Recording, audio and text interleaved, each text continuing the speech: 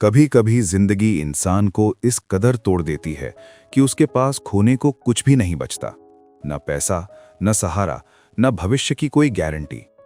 लेकिन इतिहास गवाह है, कुछ लोग ऐसे होते हैं जो सबसे अंधेरे समय में भी रुकते नहीं, झुकते नहीं।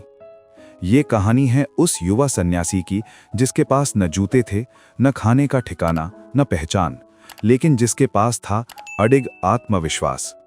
ये कहानी है स्वामी विवेकानंद की। 1884 का वर्ष। नरेंद्र नाथ दत्त, जो आगे चलकर स्वामी विवेकानंद बने, के जीवन में एक ही झटके में सब कुछ बदल गया। उनके पिता विश्वनाथ दत्त, एक प्रतिष्ठित वकील, अचानक इस संसार से चले गए। घर की आर्थिक स्थिति बिखर गई, कर्ज बढ़ता गया, घर में खाने तक के लाले पड़ गए। नरेंद्र कभी जिस घर में सम्मान से रहे थे, अब उसी घर में अपमान झेलने लगे। रिश्तेदारों ने मुंह मोड़ लिया, दोस्तों ने दूरी बना ली, लेकिन सबसे बड़ी समस्या ये थी भूख।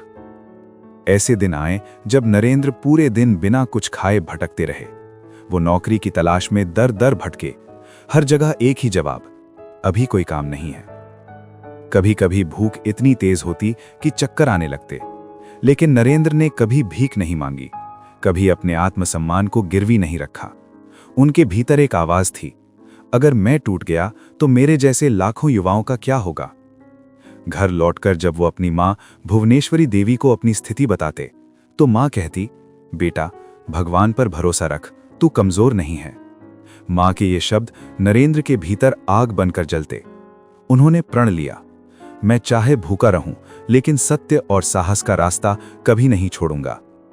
गृहस्थ जीवन की सीमाओं से बाहर निकलकर नरेंद्र ने संन्यास लिया और बन गए स्वामी विवेकानंद।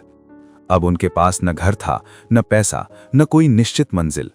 वे पैदल ही भारत के कोने कोने में घूमे, कभी मंदिर की सीढ़ियों पर सोए, कभी रेलवे स्टेशन पर, कभी किसी गांव में लोगों के बीच। उन्होंने देखा गरीबी, अज्ञान, भूख और टूटा हुआ आत्मविश्वास। भारत सो रहा था और उन्हें भारत को जगाना था। 1893 विश्व धर्म संसद, शिकागो। भारत से अमेरिका जाना उस समय एक असंभव सपना था, खासकर उस व्यक्ति के लिए जिसके पास पैसे तक नहीं थे।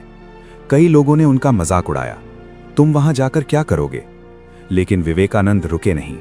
कभी किसी ने टिकट के पैसे दिए, कभी किसी ने रहने की व्यवस्था, कभी कभी वे पूरी रात जागकर सोचते, क्या मैं सच में वहां पहुंच पाऊंगा? 11 सितंबर 1893 शिकागो का मंच। स्वामी विवेकानंद ने जैसे ही कहा, sisters and brothers of America, पूरा सभागार तालियों से गूंज उठा। वही व्यक्ति जो कभी भूखा था, आज विश्व गुरु बन चुका था। उन्होंने भारत की आत्मा, वेदांत और मानवता का संदेश पूरी दुनिया तक पहुंचाया। इस सफलता के पीछे कोई जादू नहीं था तो बस अनुशासन, आत्मविश्वास और हार न मानने की जिद। स्वामी विवेकानंद ने साबित कर दिया, परिस्थितियां चाहे कितनी भी कठिन हो, अगर इंसान रुकता नहीं तो इतिहास बनता है। अगर आज आप अपनी जिंदगी से परेशान हैं, अगर हालात आपके खिलाफ हैं, तो ये कहानी सिर्फ पढ़ने के लिए नहीं, जीने के लिए है। याद रखिए, जिस युवा ने भूख, अपमान और अकेलेपन के बावजूद रुकना नहीं सीखा, वही आज लाखों युवाओं की प्रेरणा है। आप भी रुकिए मत, क्योंकि संघर्ष ही वो रास्ता है जो इंसान को स्वामी विवेकानंद बनाता है।